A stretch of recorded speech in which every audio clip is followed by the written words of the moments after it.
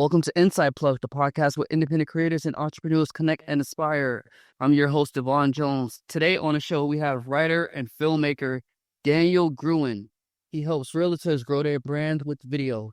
Daniel, welcome to the show. Hey, thanks, Devon. Thanks for having me on. Yeah, I'm glad that you're here. So this is interesting. So you're one of our first guests that we had that works with realtors, and you're combining your video skills with that. So if you can just take us on, how did you get connected with realtors with your video work, and then we'll make our way back to you as a filmmaker. Yeah, I love that.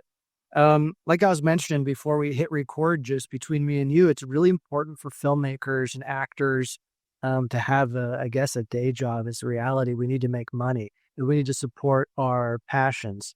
And I guess that we all need to make money, whether you're creative or not. But as a creative person, sometimes we lose sight of that, thinking it's all just going to work out creatively. But we also have to think about the business and show business, right? There's a money aspect to it. I've been really lucky that I've been recently over the last 2 years working with realtors, finding out that realtors actually need to use more video to promote themselves on social media.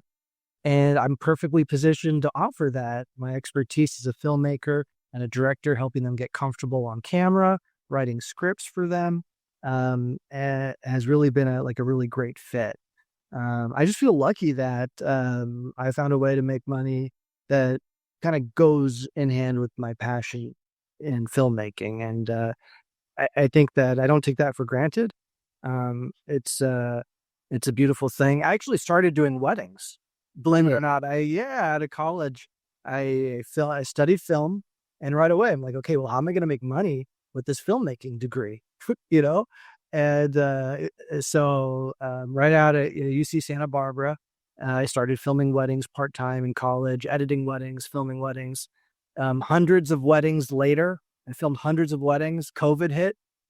So there's no more weddings. But it's always been part of my story is how do I make money, right? By doing the passion of filmmaking. I don't live in LA. Obviously, I'm not making big budget movies. So that's not where I'm making my incomes. But I want to support my passion projects, my short films. I want to be able to write on the side, audio dramas, all those good stuff. And so, yeah, I feel lucky I can do all that. That's awesome. I love it. I bet you get to see a lot of cool properties, single family, multifamilies, condos. Or Yeah, I mean, well, the really fun ones, and you get a really big property like on a hill or something, and the views are spectacular, and you get there at golden hour, which is sunset or sunrise, and you're flying the drone. And the other cool thing as a filmmaker is encouraging the realtor to be in the property themselves, to showcase their listing, because they're sharing this video on social media. And you want to share with your friends, with your colleagues, with your network. So them having their face in the video is something they shy away from. I don't want to be in the video. And I've been able to help them get more comfortable, showcase themselves as well as the property. And when they have a huge property, a beautiful, really cinematic property, it just makes them look like that much more professional that they're getting this big listing. And hopefully they get other big listings from that and can use video really to jumpstart their business. that's awesome. That's awesome. May have to connect with you on that one. I'm starting to dabble myself into real estate. Awesome. You get your license, real estate license? No, it's more of just purchasing property and then flip it after a couple of years. So Oh, good for you. yeah, It's awesome. so let's jump into you as a writer. All right. So how did you get started with filmmaking as a whole? Like, how old were you when you first decided, okay, this is what I want to do? Yeah. So I remember really distinctly, I was watching TV, we moved when I was 5 years old. And so and it was at the first house. I had to be around 5 years old. I'm watching TV and I'm like, oh man, this is so cool. I want to be an actor. And I remember, my mom's like, why do you want to be an actor? I said, because they make up the lines. They make up the lines. And she said, no, that's what the writer does. I'm like, oh, okay, I want to be a writer then. So it was that idea of how cool would it be to come up with the lines that people say. And that's kind of where it started from that. Then I learned that my grandfather right away, she's like, oh, your grandfather was as a screenwriter. And there I was like, oh, I got like all starstruck, as a little kid. And then I'm like, oh, now, so forever, since that moment, it's been kind of a one track mind. Now it's kind of gone through from writing to like in high school. I thought, oh, maybe I will do the acting thing, which was a big mistake, right? And then back to filmmaking, directing, and writing has just kind of been home. Nice, nice. That's awesome. You're a writer too, right? I That's am. awesome. That's cool. It's really hard to be a writer because I found, you know, what I thought was hard was writing the screenplay. And I thought, oh, if I just write a screenplay and I get it done, then like I'll have people read it and maybe I'll sell it. And the hard reality is that, and I hesitate to say it because I don't want to discourage anybody. If you're working on your screenplay, you got to keep doing it. You have no other choice. But the hard part is like, okay, you have to have a plan after you write it. It's really hard to get people to read it. And if you don't have a plan on what to do with the screenplay, like maybe what competition you're going to send it to, or if you have a reader lined up, then it can get really disheartening when you finish it and you're like, oh, now what? All right. I don't know if you felt that. No, so true. Yeah, I felt that plenty of times before. Another big key I add on to that is structure and format. Hmm. Um, Writing is tough, but if you can narrow down that structure and that format, it will get read. And that's the key because you can have a beautiful story, it's hitting all the points. But if it's not written the right way, and it's not in a proper format, these producers just after a couple lines in the trash. It's so true. And what I've heard from a family friend who read like hundreds of screenplays, and he told me, these screenplays, they have typos and there's grammar mistakes and they're glaring mistakes, right? And he's like, man, after a couple hundred, I think he's read thousands of screenplays actually. He's like, after 1,000 screenplays, you just want to pull your hair out. You're like, why wouldn't they just like proofread their work? Because he's sitting there having to read all these screenplays. And so it's kind of like a respect for the person that's reading it, that as a writer, like you thought it through enough to study the screenplay format, study the structure, and just like the simple things like the typos and the grammar to make sure like it reads cleanly. Um, if anything else, just to save these readers from like going insane from all the scripts they have to read, but also it makes you stand out. And one thing I've been learning, I didn't used to write this way, but I was actually taught not to write this way. I was taught that you don't write um, for the reader, you write for the viewer. You write the way that the director is going to shoot the movie. And there's a new trend right now to really focus on, okay, well, there is a reader that has to read it before it ever gets to a director. And so how can I write it in such a way that's not just telling the director how to film the movie in the right format and structuring this kind of thing, but also is entertaining to the reader, which is like a whole nother level of screenwriting that's important, but I never really thought about.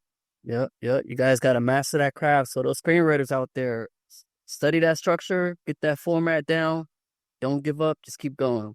There's a great book about that. Before, it's really quick, it's a story by Robert McKee.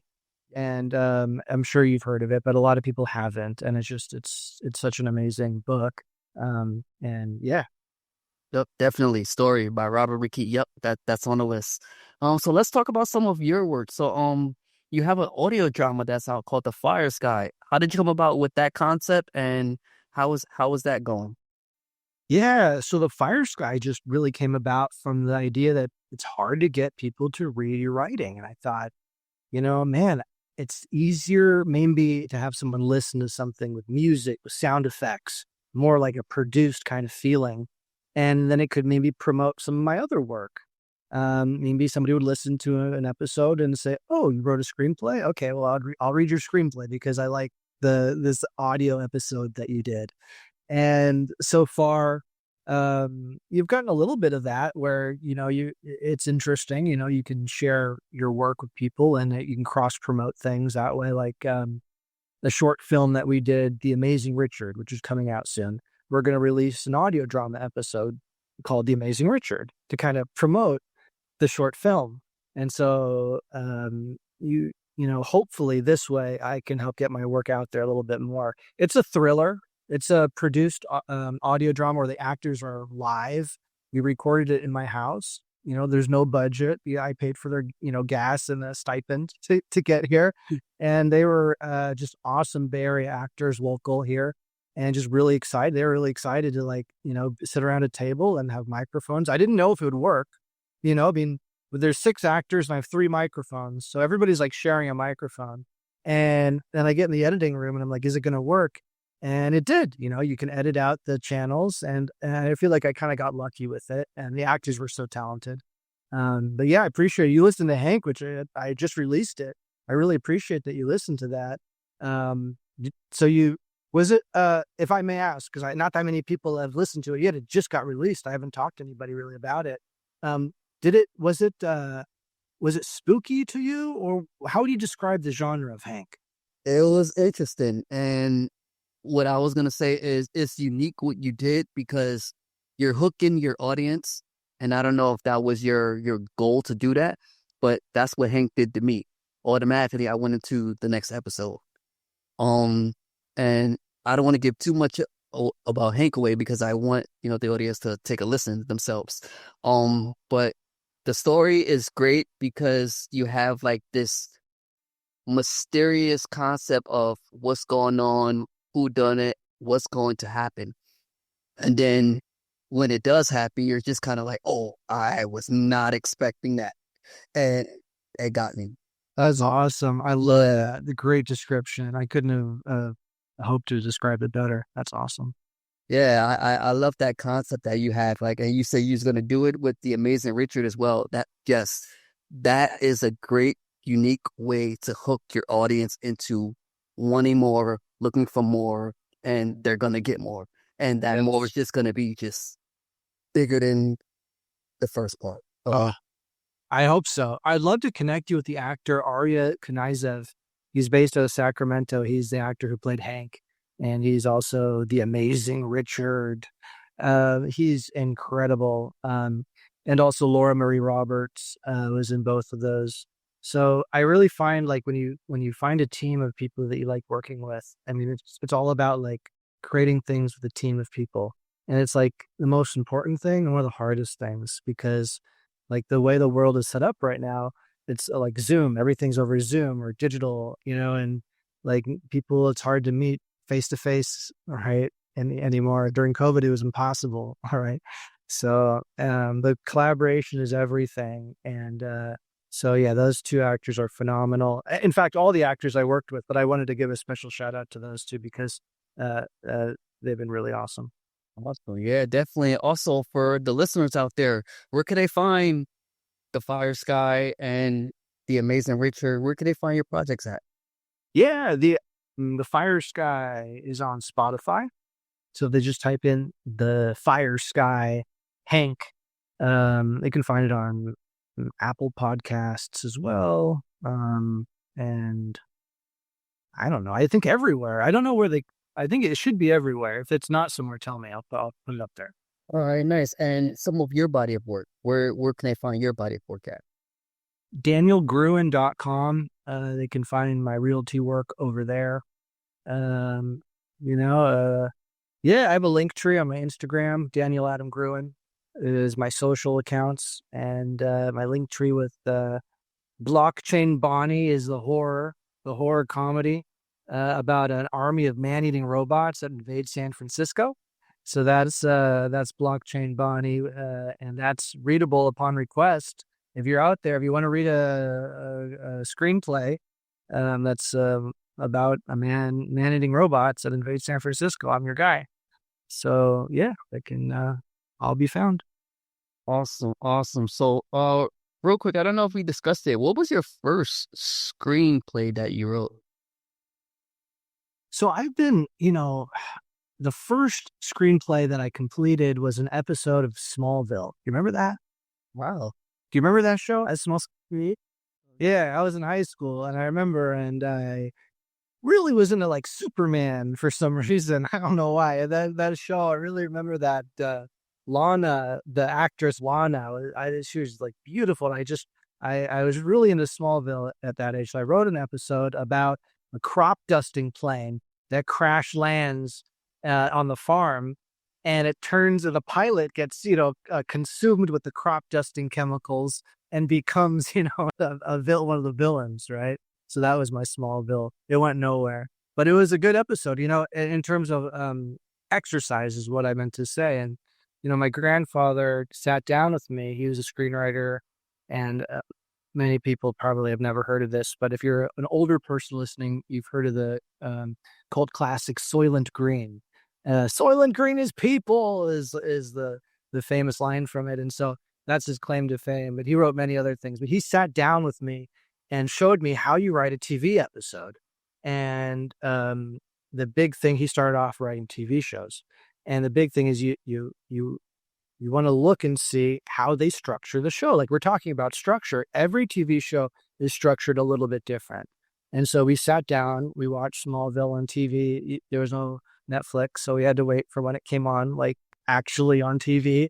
And then we counted how long until the first commercial, how long until the second commercial, how long to the third. And so you have to write it in such a way that it leads up to a cliffhanger before the commercial. And then after the commercial, you have to pick it up, right? And that's the format of how you write a TV show. Now it's changing because there's no commercials anymore in a lot of the streaming formats. But interesting story, right? Yeah, that's awesome. Yeah, I watched a little bit of Smallville. Oh yeah, I think about him every time whenever I'm writing. I try to channel him and think about that. And I think that as writers, whenever we feel alone, but we're actually never alone, we're always tapping into the ether or something, like the collective conscious, or experiences from loved ones that are in us, right? And I really believe that when we're really in it, when we're really in our game, it's not us anymore. It's like flowing through us.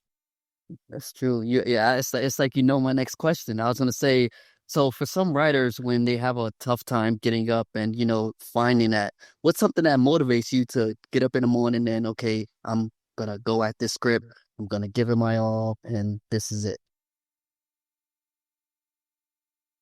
God. Really, and I'll try to, it's as simple as that, but it's obviously more complex in that it's this idea of like, wow, I'm here, I'm alive. What are the chances that I'm alive? But I'm here right now, and I gotta get up. I gotta get up. I mean, he's up there, or she's up there, or they're up there. Obviously, God has no gender, right? But it's the sense that like they're watching all the time, um, uh, for you to be the best that you can be. And it's not just like we're all one. So when I talk about God, I kind of talk about the universe, or the fact that just like the oneness of everything, in the sense that like you can't just get discouraged when you think about that, because if you stay in bed, you're letting yourself down. You're not just letting yourself down, you're letting the universe down, you're letting God down, you're letting all this potential that was created inside of you to do something, to create something. And it's like such a waste. And so, okay, maybe you can have one lazy day. All right. Have a lazy day. Fine. Okay.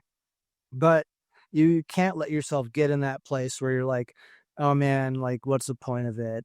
This is the point of it. It's about the journey. It's about the struggle. And it's supposed to be challenging. It's supposed to be tough. If it was easy, then it wouldn't be interesting, right? There'd be no point to it. Exactly. I love it. So I asked this question to all the guests, and you may have hit on it earlier, but you're just gonna go for a swing anyway. What is a book, a TV show, or a movie you recommend to aspiring writers or filmmakers? Yeah. It's crazy. I'll say, like, have you seen Star Wars? And it's like, what? Huh? I haven't seen Star Wars. I mean, I don't. You never don't take for granted what people have seen and what they know or what they don't know.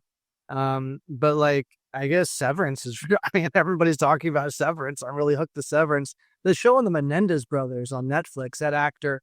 There's an episode, and I wasn't really prepared for this question. I'm forgetting his name, but it's an entire episode just on this one actor who's playing one of the Menendez brothers being interrogated, and the whole episode is one shot. I don't really know if it was all done in one shot. That episode is just like actor's class, right? It's incredible. But in terms of like classics, like I mean, my favorite movies like Mars Attacks, Miss Doubtfire, The Mask, Back to the Future, Jurassic Park, and and all of the John Hughes movies, um, Chris Columbus movies. So like classic, I guess, movies that make you feel. A lot of movies now on TV shows, they're amazing, they're great, but I feel like one of these old guys. It's like, oh, they don't make movies like they used to. Like they don't you don't feel anything anymore. And like I felt like when I was a kid in the '90s, movies they really tried to teach you something almost, and you come away with like and maybe I'm just kind of glamorizing it or but those are the kind of movies I think are important to see and to make. Um, are the uplifting movies that show the good side of humanity, because it's easy to show the bad side. It's too easy to show the bad side. So I think we have a responsibility to try to show the good side. As I say that, I think about Hank, and I'm not sure if Hank really shows the good side of humanity. So maybe I need to listen to my own advice. Oh, that's awesome. Yes. Find films that make you feel. Yes. Do that. All right. So we're at the tail end of this. What is something that you want to have these viewers and the listeners take away from this? Right? You got aspiring writers, aspiring filmmakers. What's a piece of advice you want to give them? Keep creating. Just keep creating. And even if it's like a silly Instagram video on your phone, you're like, oh, I don't have the technology. I don't have a camera. I can't do it. Don't let that stop you. If you have a phone in your pocket, you can do so much. And a lot of the stuff is free. There's always people, that are willing and looking to work with you. If you, get out of your shell and meet the right people, don't make any excuses. Get out there and do it, because life is short. And at the end of the day, you're going to feel really good after you do these creative projects and feel really good about yourself. So stop saying tomorrow or next week and do it right now. If there's one thing if people could take away from this episode, it's okay. After this episode, start your creative project right now. There you go. All right, everyone. Thanks for listening to Insight Plug. Remember, stay inspired and keep creating. We had writer and filmmaker Daniel Gruen. Daniel, thanks a lot. Thank you so much, Devon.